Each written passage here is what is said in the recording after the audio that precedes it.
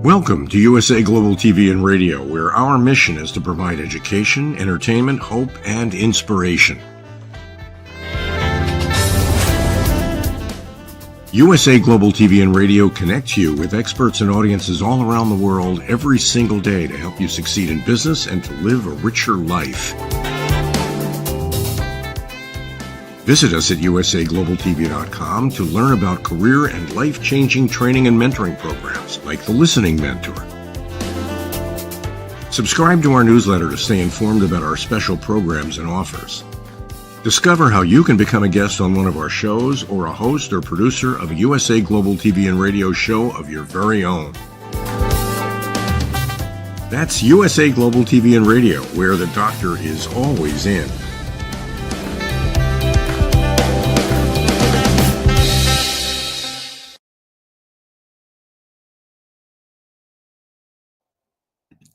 Hello, everyone. Welcome to USA Global TV and Radio. We are so happy to have you wherever you are in the world. Happy Valentine's Day. Whether you have a special someone or you're by yourself, remember self-care, self-love. Take care of yourself first, and then the rest will emanate to be beautiful, to help other people that you know and across the world. Our show today is the United Kingdom News and Culture. It's episode 106. That means we've been doing this show for over 2 years. Thank you so much for your support and for all of your comments and feedback over the last 2 years. We couldn't do it without you. Let's welcome our expert panelists around the world so we can get the show started. Joining us from the great state of Texas, it's the international award-winning author, baker, sewer, gardener. I could go on and on. It's DIANN Floyd BOEHM. Hello. Hi, Dr. Jacalyn. Happy Valentine's Day. Happy Valentine's Day to you as well. I'm sure you've created some kind of craft or you've baked something. What have you got going for Valentine's Day? I made all my young adults, each one of them and their entire family, Valentine placemats and got them mailed off to them. I quilted them. Oh, she quilted them. I love it. How many did you actually have to make? About 14. Do you have any there that we can see? Downstairs, sorry. Oh my gosh, that is amazing, DIANN. Round of applause to you. You are Thank superwoman you. Over there. And strawberry bread. I love it. I can't wait to get out and see you sometime. It's fabulous. You are quite the role model and inspiration. So thank you for that. You're so kind. I fake it really well. No, you're great at it. Let's welcome also the beautiful, extremely talented international global broadcaster, royal photographer, expert on everything royal. It's HELENA CHARD. Welcome. Hi, ladies. So lovely to see you. Happy Valentine's Day. Happy You put us Valentine's to Day to you as shame. well. Where are you joining us DIANN. from? It looks like a kind of a Sleepy Hollow kind of Yeah, place. I'm having a break. I'm just feeling magical. I'm hugging the trees. They're giving me all the love I need at the moment. Well, that's a really good point because hugging trees, I think, really brings out something in us. And also surrounding yourself, having your environment be something that's conducive to bringing out positivity makes a difference as well. Absolutely. This is true. Absolutely. That's why Helen is our walker. Rain or Yeah, shine. I am a walker, rain or shine. I love it. I've hugged trees since I was, since I was about 3. Really, it was part of my life. It still Aw, is. So I love it. I love Trees, that. trees are something very special. It's incredible when you just look at them and think about what they've withstood over time. No complaining, no whining. They just And stand tall and proud. and they connect to each other, don't they, by their roots? And that's the amazing thing. They talk to each other. It's They just really do. incredible. And I think we're going to bring out Simon just a second. But I think what else is interesting about trees, I see it here where I'm in Florida, is that the roots get so big that it breaks up the sidewalk or breaks up the paths that people are walking on. And people complain. I'm thinking, hey, they were here first. You know what I mean? Like, Yeah. who are we? They were here first. So let's bring out our dear friend. I think of him as Mr. Positivity. He's always dressed to the nines, and he's got expertise in so many areas. He's referred a few people, one of whom we just interviewed, the lovely Sally James. Let's bring out the international award-winning chef, the man who knows everything about smoked salmon and fisheries across the world, Simon MacDonald. Hello. Hello, happy Valentine's Day to everybody all over the world. We should be saying good morning, good afternoon, good evening, and good night, and so on.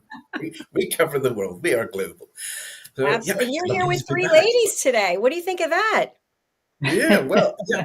I was just thinking what Helena was talking about tree hugging there, and if I was to go out tree hugging today, I would get very wet. It's that kind of a day again. It is.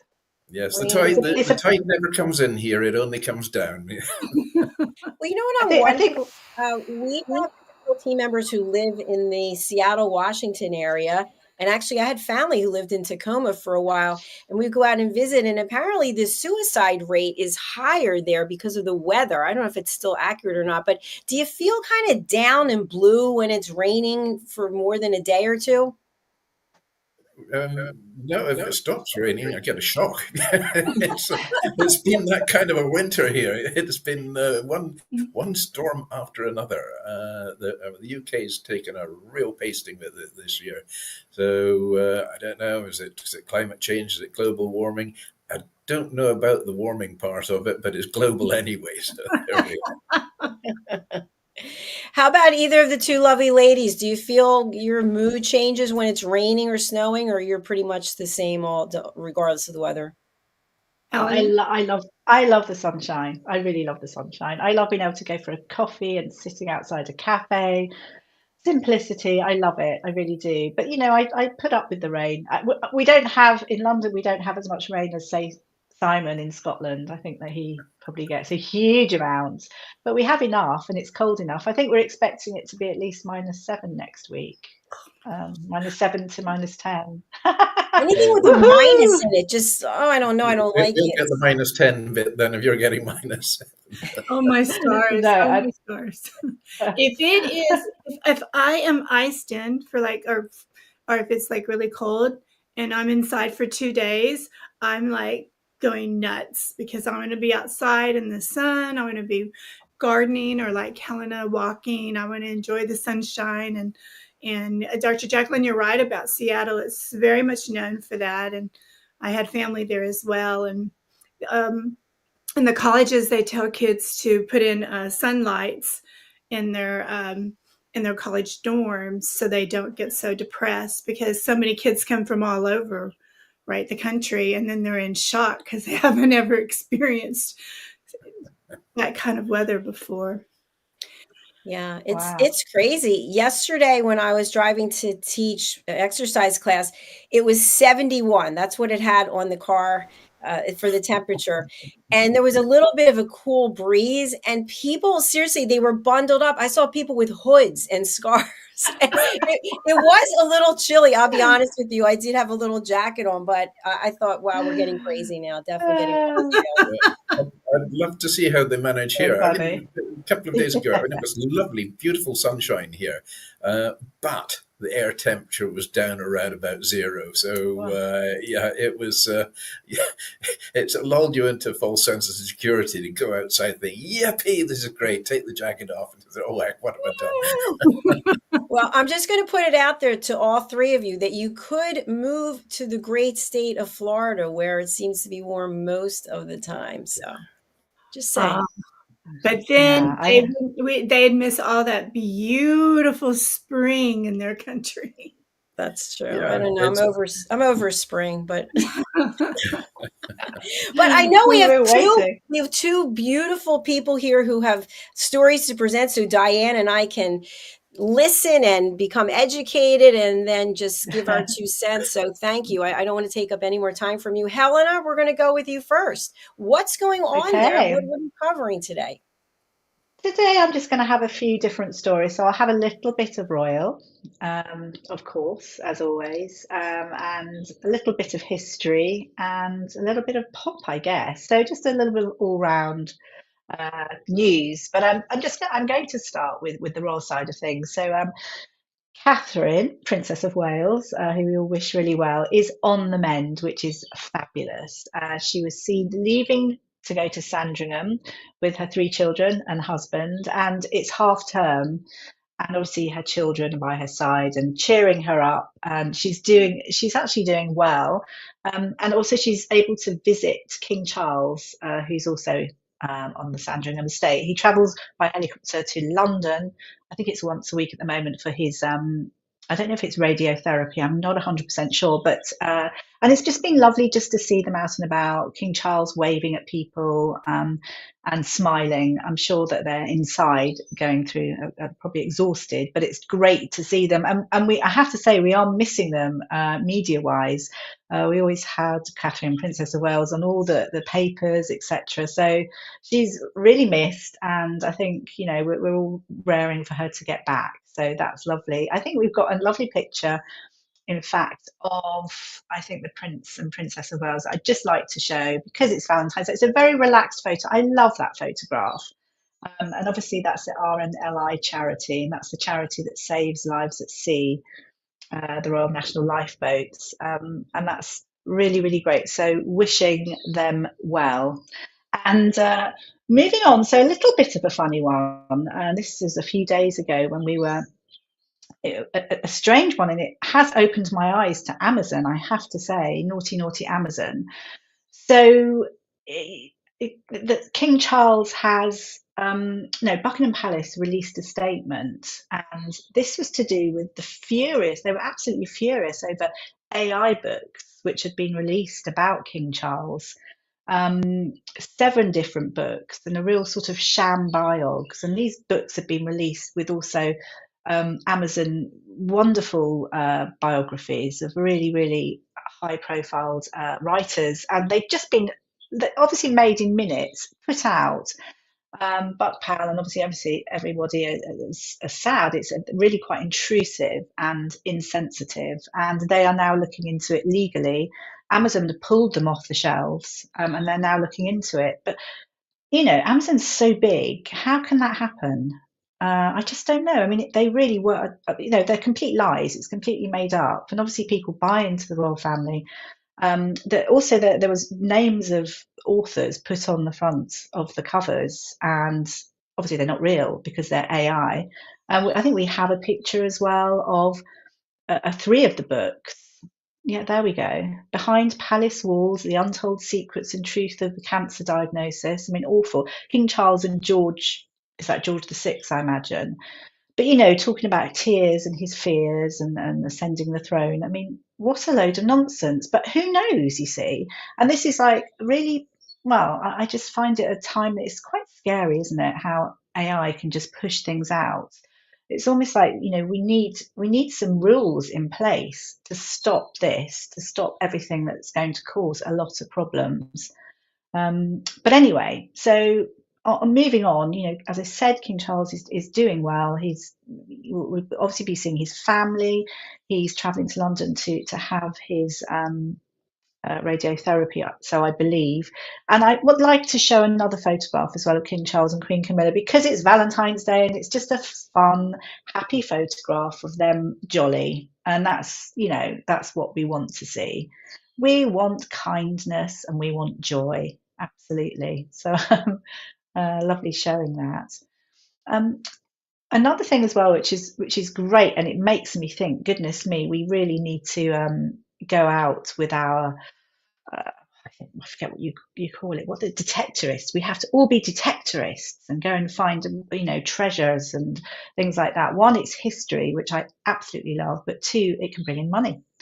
So some rare coins have been unearthed. They were buried in Braintree in Essex, and it was at 1066, the Battle of Hastings time.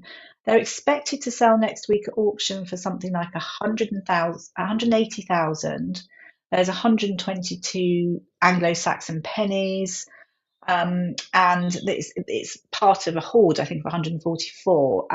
But found by these two detectorists in 2019 and 2020, and there was one silver coin that was actually only 4 inches deep in the soil, which is amazing. You know, was somebody fighting in the battle 1066 and lost them all, and that's what happened? I don't know. Anyway, so we're waiting to hear how much they're going to go for. Some have been bought by a museum, which is great, but the rest the profits actually go to the landowners and also the detectorists. So I'm interested in that story. Good luck to them. Moving on, now what other stories do we have? I think we will talk about, I'm going to talk about Kylie Minogue, our great Kylie Minogue. And she always says that the UK, it's home from home. So she treats the UK like it's her place. She's obviously Australian, but she spent so much time here.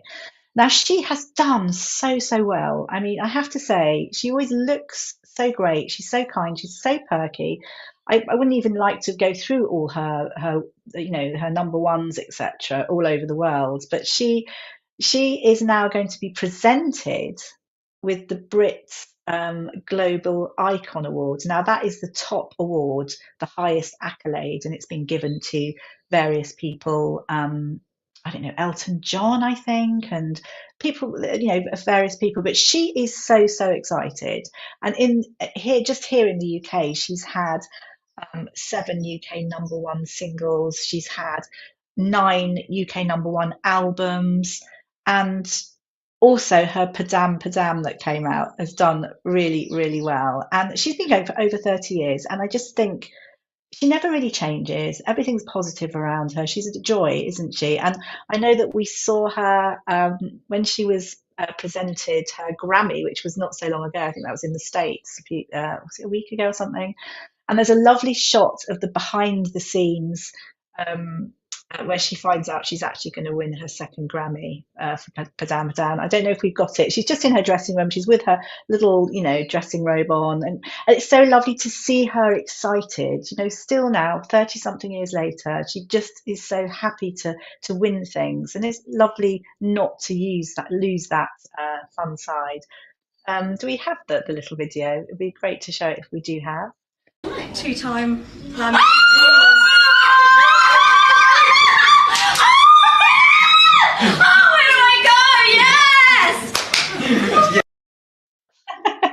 I just thought it was a little bit of fun. It's just so lovely to see. There were more little videos as well, but I just thought that sort of gives that feeling.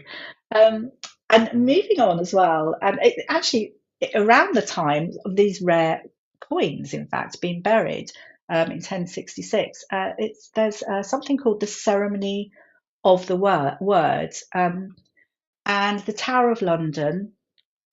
It's like a small village, and lots of people live on site. It's absolutely beautiful. It was built, I think, the actual tower in 1070s, so not that far away. And we actually have it. What made me think about it is there's this lovely boy. He's known as Frank the Soldier, and his father actually puts out videos of him. He is such an enthusiast. He loves soldiers. He's obviously going to be part of the army. I don't know what he'll be, which regiment. But there's a lovely clip of him interacting with 2 Scots guards, and this actually is at the Tower of London. Now, just a little bit about it. There's lots of history and traditions in the Tower of London, and years ago, I think the King walked in and he realised that there was no security, so they decided to.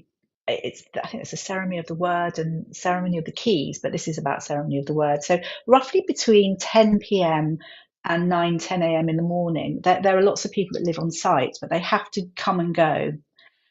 Just before 3 p.m., and this is where Frank the Soldier, this is the little video you'll see shortly, came, and he's greeted by the Scots Guards, and it's a special password that's changed over at roughly 3 p.m. each day. And a little bit also about the Tower of London. I mean, it's the most amazing place. You know, it's been a prison. It's been a zoo. I mean, Queen Victoria's animals just used to parade around. It's been a royal mint, and there's far more things. So there's so much history involved with it. But I just think it's just fun, and basically you see him and the Scots Guards, and they're going to meet the chief yeoman to hand over a small leather pouch, and in that is the password, and everybody on site has to know that password. If they don't have the password, they cannot get in, and this is a tradition from all those years ago, which I think is amazing. Shall we show the shall we show the clip? It's very sweet, and there's quite a few of him in these different outfits, but this is him with the Scots Guards.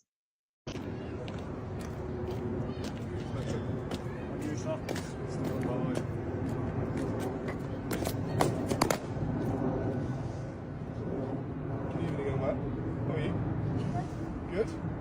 Looking very smart today. Culture guards though. Quite Scots guards. Your shoes looking lovely and as well actually. So yeah, well turned out. Perfect. Thank you. Right, we'll pick that.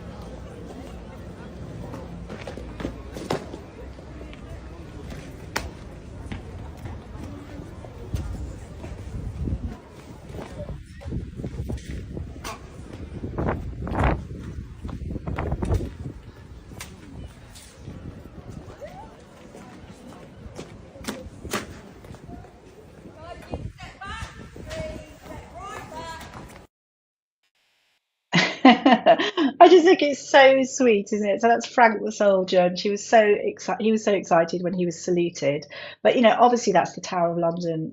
Fabulous. There's so much you can see there. It's a medieval palace, and of course that's where our the royal jewels are kept. but just before 3 o'clock, it's a great thing that you can walk with the soldiers and just see the ceremony of the word. That's my news for today, folks. A little bit of everything I wanted to give you. And I loved it. I love how he's kind of in a sprint there for some time. His little legs were just flying. He's so sweet. He has all these wonderful outfits, and some of the guards, they're not allowed to really interact, but you see that they do on a lot of occasions with him. But I'd love to. I'm going to monitor him as he gets older. He's definitely going to be a soldier, without a doubt. And at the end, that little girl cuts right in front of him. Did you see that? Yeah. He wasn't having any of it. Yeah, he's an unordained mascot for the regiment, I think, that lad as well. What a character. Oh, Makes a personality. It's great, isn't it? So there we are. Well, thanks for sharing that. Catherine's doing better. That's wonderful news. I hope people start talking about it on the news over here.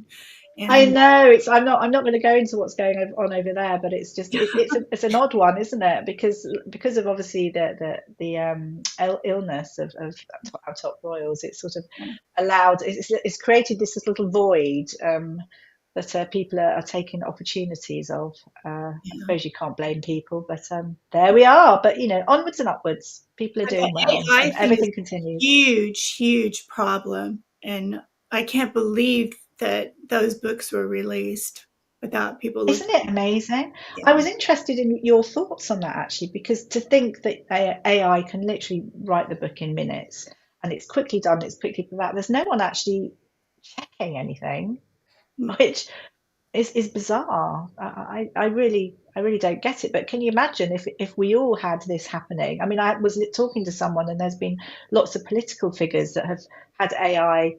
They've had their heads put on different people, and they've been talking with their voices, but it's not them. I mean, where are we? This is like the beginning of something. I don't know what to think. I mean, I want to think, wow, this is great. It's going to take us places. But I actually see there's a lot of darkness here that sort of should be wiped out. Yeah, it'd be an interesting sort of scenario there if one of these books actually sort of got through the net and won a top of award. And when it came to the award ceremony, who would go up? Yeah, right. The robot, tink, tink, tink, up the steps. I don't know. I just read this morning, I forget where I read it, but Gen Zers who were surveyed, I don't know how they were surveyed, and they were surveyed and said they learn more from robots than they do from their own bosses. Wow, that's something. I think they need to get out a bit more. Yes, definitely. Yeah, I can see that, but it just goes to show, because it's if you have lots of robots, you can even if you go into like a big corporation, you have those little robots that can greet you, and they have like information on the face, and you can just press, and they do this, and they take a photo of you, and you go in, and it's. I don't know. It's clever, but it's not good. And it also, I think it highlights that people within big corporations have to pull their socks up and really get to know their staff and work with them and create a really, a kind, happy environment, because people are just getting on with their own stuff. And, as we know, an MD running a business, the people that are going to do well are the people that know every single person that works for them, has an idea and communicates with them. It's very rare though now, hey? Anyway, I'm going on to something else. Yeah, it's a bit like 1984, the book, which actually was written not that far from here on the top end of the Isle of Jura. I can almost see it from that. So, yes, it's scary to think what can evolve from all this. I think it's the beginning of a lot of new legislation that's going to be coming up at some point. That's what I was going to say. Written by AI. There is a committee looking into legislation for AI and other things. So you're absolutely right, Dr. Jacalyn. Well, thank you so much. We're going to go into I'm sure a lot of big spokespersons that have been watching this series on Amazon Prime. It's 007, The Road to a Million, I think. And the the host of the show is Brian Cox, and I believe he has been an actor for 62 years. He's fabulous. Oh. And they actually have 9 couples who are taken to various places where the James Bond films were filmed, like an underwater sea wreckage, and they have to retrieve the case. When they retrieve the case, they open it up and they press a button, and you hear Brian Cox asking a question, and then there's 3 answers, and depending on, but they have to go all over the world to answer these questions. And I know 007, the James Bond movies were really big over there in the UK as they are here. Everybody seems to identify it or imagine they're with one of the Bond guys or one of the Bond girls. Or so check it out. Season 1 is on Amazon Prime. Brilliant. So 007. just, what was the name of it again, Jacalyn? I had a little bit of a funny. 007. Yeah. The Road to a Million, I think, is it. Okay, brilliant. Thank you. And if I they will want to look send me that a check, you can find it where I'm on the website, usaglobaltv.com. Okay, sorry, I digress. Simon, we're on to you. What are you going to share with us today? Well, I mean, we're now into the new series of Scottish heroes and villains. Well, today, the person I'm chatting about is undoubtedly and most definitely a hero of the highest order. Today, I'm talking about Lord Lovat. Who was famed for the Lovat Scouts and many of his escapades during World War II. Very charismatic character, and he was regarded as having the looks of a film star as well. I mean, a remarkable person, but there's a connection here somewhere. So Brigadier Simon Christopher Joseph Fraser was the 15th Lord Lovat, DSO, MC, TD, JP, DL, born the 9th of July 1911 and died on the 16th of March 1995. Now, he was a prominent British commander during the Second World War and the 24th chief of the Clan Fraser of Lovat, and known familiarly as try another word, Simon. Familiarly, whatever, as Shimmy Lovat, which is an anglicised version of his name in the Scottish Gaelic. His clan refers to him generally as MacShimmy. So Shimmy is the Gaelic for Simon, which is his Gaelic patronym. So during Operation Overlord, he led the Special Service Brigade at Sword Beach and to successfully capture Pegasus Bridge, accompanied by his piper, Bill Millen. And Bill Millen was, if Lord Lovat was there, Bill would be there as well. Unfortunately, Bill died just recently as well, but he was also an amazing character. Maybe do a bit about him another time. So Lord Lovat, or Simon Fraser, he was born at his ancestral home of Beaufort Castle near Bewley in Inverness-shire, just north of Inverness. And he was the son of Simon Fraser, who was 14th Lord Lovat, and Laura, daughter of Thomas Lister, 4th Baron of Ribblesdale. So after being educated at Ampleforth College, where he was a member of the Officer Training Corps, and Magdalen College in Oxford, where he joined the University Cavalry Squadron, Fraser was commissioned as a second lieutenant in Lovat Scouts, which is a territorial army unit at that time in 1930. And he transferred to the regular army while still a second lieutenant, joining the Scots Guards in 1931. The following year, Lovat Fraser, whatever you prefer to call him, succeeded his father to become the 15th Lord Lovat and the 25th Chief of the Clan Fraser. He was promoted to lieutenant in August 1934, and then Lovat resigned his regular commission as a lieutenant in 1937, then transferring to the Supplementary Reserve of Officers. He married Rosamund Broughton, who's the daughter of Sir Henry John Delves Broughton, on the 10th of October 1938, with whom he had 6 children. Lord and Lady Lovat, they lived at Beaufort Castle, of course, which is the ancestral home. So in June 1939, just months before the Second World War, Lord Lovat also resigned his reserve commission, and in July, however, as war approached, he was mobilised as a captain in the Lovat Scouts, which is effectively the family regiment. So in 1940, together with his Stirling cousins and friends, including Sir Donald Cameron of Lochiel, who was also a great friend of my father, as was, of course, Lord Lovat. And Lovat, well, he planned to create a new unorthodox group of shock fighters, or special forces, as we would call them today, who would combine sea, air, and land attacks using surprise as a key component. It was essential to use volunteers only, and generally these volunteers were actually picked from people who were absolute crack shots as well, and used as snipers very often. A lot of the men were actually gamekeepers and stalkers and gillies from his estates. So crucial to the plan was the personal blessing of Sir Winston Churchill, which they duly obtained. So Lovat was personally involved in the training of the commando troops on the west coast of Scotland near Fort William, Achnacarry Castle, and then later at Inverislet Castle, Loch Islet, which is just about where I used to live. Though he was eventually attached to and led No. 4 Commando. On the 3rd of March 1941, Numbers 3 and 4 Commando launched Operation Claymore, which was a raid on the German-occupied Lofoten Islands. And in the successful raid, the commandos destroyed fish oil factories, petrol pumps and dumps, and 11 ships. They also seized encryption equipment and code books. As well, the commandos captured 216 German troops. 315 Norwegians then chose to accompany the commandos back to Britain afterwards. My father, at the time, who was serving as an officer in the Lovat Scouts, took part in this raid with Lord Lovat in No. 4 Commando. As a temporary major, Lord Lovat commanded 100 men of No. 4 Commando and a 50-man detachment from the Canadian Carleton and York Regiment in a raid on the French coastal village of Hardladot, and that was in April. So for this action, he was awarded the Military Cross on the 7th of July 1942. Lord Lovat became an acting lieutenant colonel in 1942 and was then appointed the commanding officer of No. 4 Commando, leading them in a successful component of the abortive Dieppe raid, which was Operation Jubilee on the 19th of August.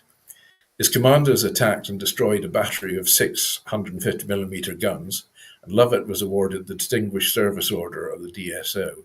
The raid as a whole was a disastrous failure, with over 4,000 casualties sustained, predominantly Canadian. Yet No. 4 Commando captured its objective, the only successful part of the operation, and most of Lovat's men returned safely to Britain. According to Hilary Saunders, the official biographer of the commandos, the men were to arouse such a passion of hate and fear in the hearts of their enemies that first von Rundstedt and then Hitler himself in 1942 ordered their slaughter when captured, right down to the last man. Lovat had 100,000 Reichsmarks placed on his head, dead or alive, which is known then as the infamous Commando Order. In planning Operation Overlord in 1944, Lord Lovat was made brigadier and appointed the commander of the newly formed 1st Special Service Brigade. Lord Lovat's brigade was landed at Sword Beach during the invasion of Normandy on the 6th of June 1944. And Lord Lovat reputedly waded ashore in battle dress, contrary to the legend in the film of The Longest Day, which had him wearing a white jumper under his battle dress, with Lovat inscribed into the collar, while armed with a fully stocked Mannlicher Schoner Stutzen rifle, which is probably harking back to the Dieppe raid, where Lovat was armed with a model 1893 Steyr Mannlicher. The latter claim was disputed, however, because in some earlier pictures around 1942, he's seen with a bolt-action .30 Winchester Model 70 sporting rifle, which he actually used for deer stalking in his Highland estate. He preferred that. He was much more comfortable with it. It was a bit lighter than the service issue firearms. So Lord Lovat instructed his personal piper, Bill Millen, to pipe the commandos and himself ashore in defiance of specific orders not to allow such an action in battle. And when Private Millen demurred, citing that the regulations, he recalled later, Lovat had replied, but that's the English War Office. You and I are both Scottish, and that doesn't apply. So it was known that the Germans were not to shoot the piper, as it was considered that he was a total madman and harmless to the Germans themselves. So the hail of bullets, and Bill Millen got through there, didn't even get a hole in his bagpipes, much to the annoyance of some of the English forces that were nearby.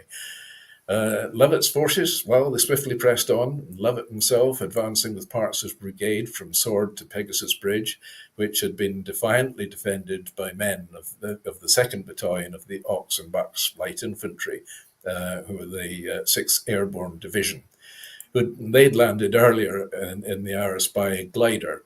Lord Lovett's commandos arrived at a little past 1 p.m. at Pegasus Bridge, though the rendezvous time, as per the plan, was noon.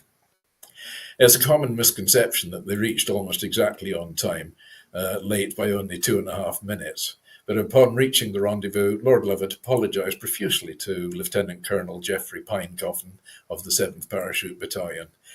He went on to establish defensive positions around Ranville, east of the River Orne, and the bridges were relieved later in the day by elements of the British 3rd Infantry Division. During the Battle of Breville on the 12th of June, Lord Lovett was seriously wounded while observing an artillery bombardment by the 51st Highland Division. A stray shell fell short of its target and landed amongst the officers, killing Lieutenant Colonel A.P. Johnson, and he was the commanding officer of the 12th Parachute Battalion, and also seriously wounding Brigadier Hugh Kindersley of the 6th Air Landing Brigade. He was awarded the Légion d'Honneur and the Croix de Guerre by a grateful French 4th Republic. Lord Lovett, well, he was a stalwart of Inverness and Highland aristocracy. In 1942, he was appointed Deputy Lord Lieutenant of the county, and 2 years later also appointed as a Justice of the Peace. And Lord Lovett he made a full recovery from his severe wounds he'd received in France, but he was unable to return to the army, so he transferred to the reserve in 1949. In early 1945, Churchill sent him to Moscow as his envoy in a parliamentary delegation to pay his respect to Stalin and the Presidium. And Churchill notes in the final volume of his biography of the Second World War that at the crucial meeting with Stalin and President Roosevelt at Yalta in 1945, when the boundaries of Europe were being discussed, Stalin kept coming back again and again in conversation to military questions. And Stalin said he had acquired a new interest in life, says Churchill, an interest in military affairs. He liked the young military figures like Lord Lovett, and Winston Churchill requested that then he became captain of the Honourable Corps of Gentlemen at Arms in the House of Lords. However, Lord Lovett declined the offer and in 1945 joined the government as a parliamentary Under-Secretary of State for Foreign Affairs, becoming responsible for the functions of the Ministry of Economic Warfare when these were taken over by the Foreign Office, and resigning upon Winston Churchill's election defeat. So in 1946, he was made a Commander of the Venerable Order of St. John. His formal retirement from the army came on the 16th of June 1962, but he retained the honorary rank of Brigadier. So Lord Lovett's involvement in politics continued throughout his life. And in the House of Lords, where he spoke on Scottish affairs and served in the Inverness County Council as well for the next 42 years, where he pressed for modernisation and improvements. So he also devoted much of his time to the family estates, which was some 250,000 acres in the Highlands, and to the Fraser clan affairs, of course, as well, to which he was the chieftain. And he bred a pedigree herd of shorthorn cattle and was an international judge of cattle, travelling widely to Canada, America, Latin America, and to Australia in that regard. He lectured in agronomy and loved racing as well. He was chieftain of the Lovett Shinty Club. Shinty is a bit like hockey without the rules. I mean, it's a pretty savage game. So the Shinty is actually quite appropriate to Lord Lovett's past. So the local Shinty team, which bears his family name, of course, is the Lovett Shinty Club, and it still goes today. So Lord Lovett actually experienced a great deal of sadness in his final years. Two of his sons predeceased him in accidents within days of each other. Then in 1994, a year before his death, the family traditional residence of Beaufort Castle had to be sold by his eldest son, another Simon Fraser, to pay inheritance taxes. Lord Lovett's second son, Kim, played the pipes at Lord Lovett's funeral. Lord Lovett was my godfather. There we are. Oh, Your godfather. That's amazing. And that's where I got my name Simon, Ah, after Lord Lovat. I was like, there's That another is Simon. Yeah, that's pretty cool that you've got personal experience there and knowledge. It was, I was trying to sort of think, for this week, who will I do? And I've got several victims lined up, shall we say, for heroes and villains of Scotland and so on. Then I suddenly thought, it was just crossed my mind, Lord Lovat's my godfather. Let's do a piece on him. So there we are. So I'm sure he's smiling from heaven. he was quite a character, and he was a remarkable person, but very good friends with my father and and my mother as well. And they always spoke of him very fondly, and I've met him obviously several times up until the time when he died. I was at his funeral, which was a very, very solemn affair, and Kim played the historical tune on the pipes, which is the Lord Lovat's Lament, which I don't think there was a dry eye in the place when he started piping that. It was just such an evocative piece of music. And that the Lord Lovat's Lament, of what I recall, was written for a sort of great etc. grandfather around about 1795, 1796. So it stood the test of time, and it is an incredible piece of music. It sort of jerks a tear to my eye just about every time I hear it as well. So that's him, just a remarkable man, and without a doubt, this one. Well, last week we were talking about Bonnie Prince Charlie, and it was question mark, hero or villain. But this one, definitely, undoubtedly, hero. A hero. And have there been movies about him? Because I need to go watch them. He does appear in, characters of him appear in numerous movies. Longest Day, of course, which is about Normandy landings, which is going to get aired quite a bit because this year is going to be the 80th anniversary of the Normandy landings. So that will be appearing quite often. And A Bridge Too Far as well, which was about Pegasus Bridge. Again, he appears in that one with Bill playing the pipes all the way along. He was rarely ever seen without Bill Millen, and Bill Millen was he was a hardy character. The Germans said, "Don't shoot the piper," because he's and he's not going to do us any harm. He probably did more harm because he boosted the morale of everybody around him.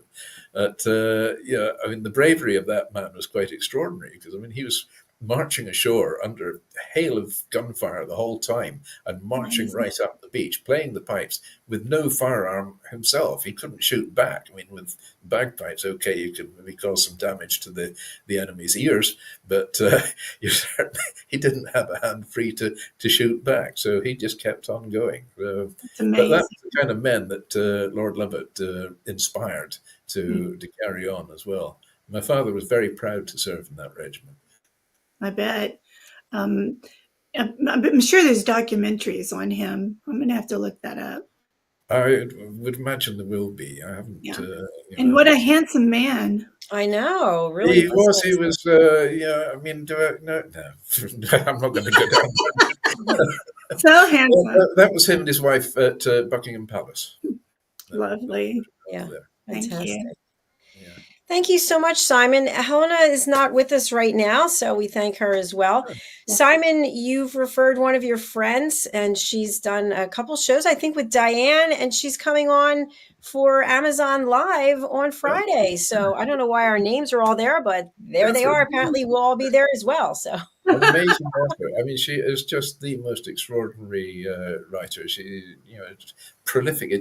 She's got over 1,000 poems. She's done about 7 books out. Exceptional writer is Catherine. And I heard you mention Sally James earlier there as well. Sally was here on Friday for the Power of Etiquette and Manners with Philip Sykes in the British School of Excellence. So we were talking about, is etiquette really a dying breed, so to speak? Sadly, it does seem to be a little bit. But there we go. Must do a little bit of it on this day. Yes, on this day. Go ahead. Valentine's Day is really quite significant. So 1849, James Knox Polk became the first serving US president to have his photograph taken by Matthew Brady. So now, they're getting photographed all the time, but he was the very first one.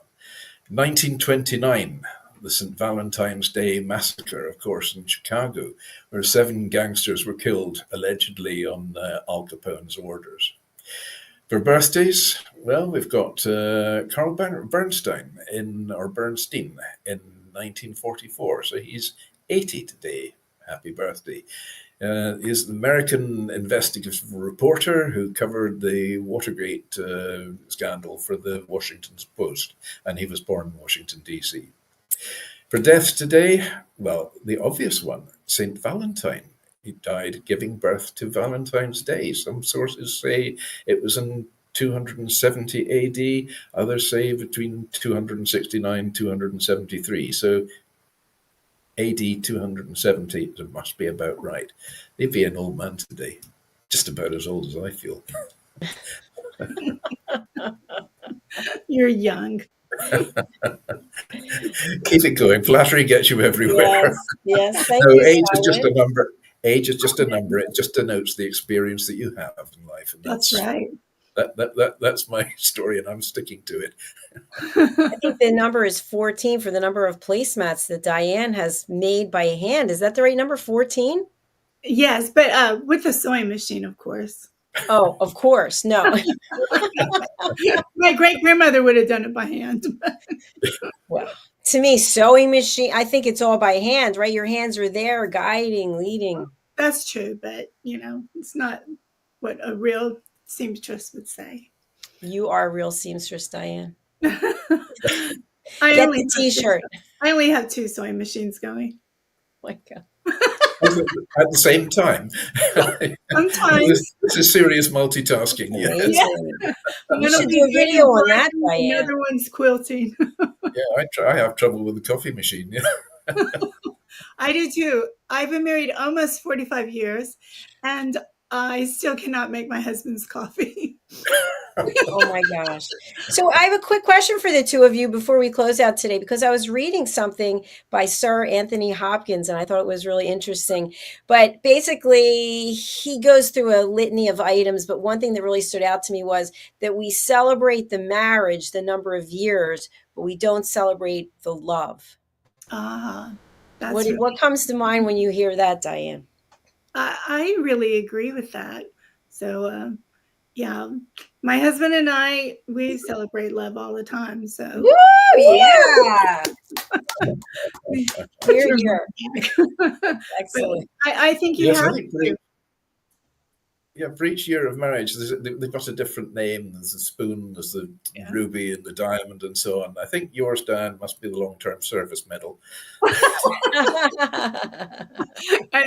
think it would be the opposite. I mean, he's like, he married basically a princess. Anyone who grows up with 5 brothers and you're the only girl, and your nickname's Princess, well, I'd say he had it pretty rough. Well, it's that love that keeps you together and keeps that glow in your face. And your hair looks great, by the way. Oh, you're so sweet. Well, I tell you, one of our secrets is we pray together. And I think that's very important, growing spiritually. Yeah. Yeah. Simon, what are your thoughts as a married man? Oh, totally agree. Totally agree. I wouldn't disagree. But, it's Valentine's Day. No better. So, well, there you have it, Sir Anthony Hopkins. So thank you for another wonderful episode, 106. As I mentioned, over 2 years we've been doing this show, which is amazing. Doesn't even seem like it.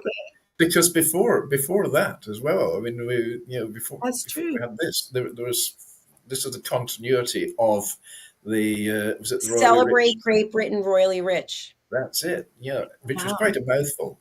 So UK news and culture is a heck of a lot easier to remember and say. I still can't remember the name of the original show. That just shows. Well, now that original show morphed into this, and it morphed into the Royally Rich Lifestyle Show, which is coming up later today at 6 p.m. GMT time, 1 p.m. Eastern time, noon Central time. So stay tuned for that. That's episode 15 already with Ian Palm-Turner, Helena Chard, and Mr. Philip Sykes from the British School of Excellence is sponsor of that show. So we're going to close out now. Diane, anything that you want to share before we say adios for today? I'm going to continue to say that my word is kindness, and for everyone to share a little bit of their kindness with someone else, whether a friend and or a stranger. Beautiful. Yeah. Beautiful. Simon? Well, I've got to say, too late is when tomorrow was yesterday.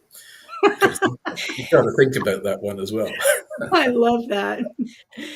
And I'll share that apparently there will be an upcoming show about iguanas in Florida. So do look for that as well. And you can have one drop in on you. Yes. I have pictures from the original, that were here, and they're not here, sadly, but they left some friends. So we'll be talking to them live. And Anne Scotland Show, Global Social Entrepreneurs, is coming up next. So please do stay tuned for that. Please subscribe to our YouTube channel, which is USA Global TV and Radio. We are signing off for now. Anything else before we go? Going on? Have a great day, everybody. Diane, anything? Really, really super time. Yes. A great day. All right. Have a great day. If you drive, don't drink. But if you drink, invite me over. All right. On that note, we're going. Bye-bye.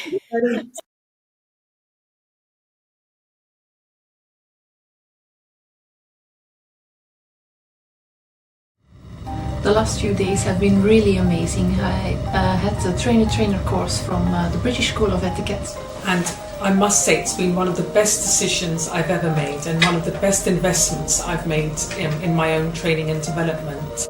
Now, words alone will not describe the transformation and the positive path that I have traveled with the British School of Etiquette.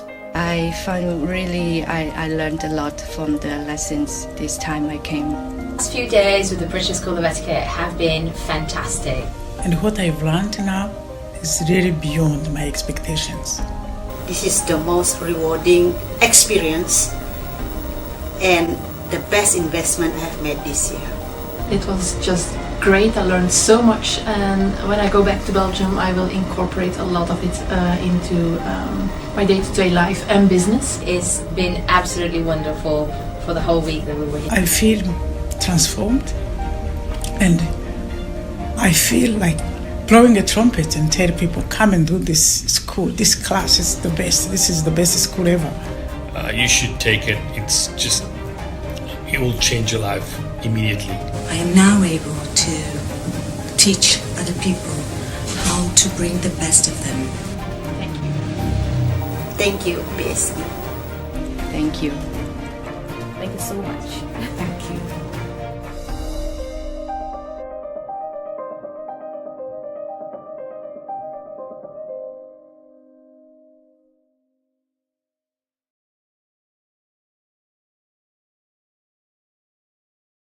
Fostering better personal and professional relationships. Module 8, Mastery in Dining Etiquette. Building your confidence to perfect the subtleties of dining with finesse, enhancing your social savviness at any table. Step into the Polished Professional program where poise, elegance and excellence aren't just taught, they're instilled for life. Join us to redefine your potential and polish your professional edge. To learn more, go to thebritishschoolofexcellence.com. The British School of Excellence are investors in people. Let us invest in you.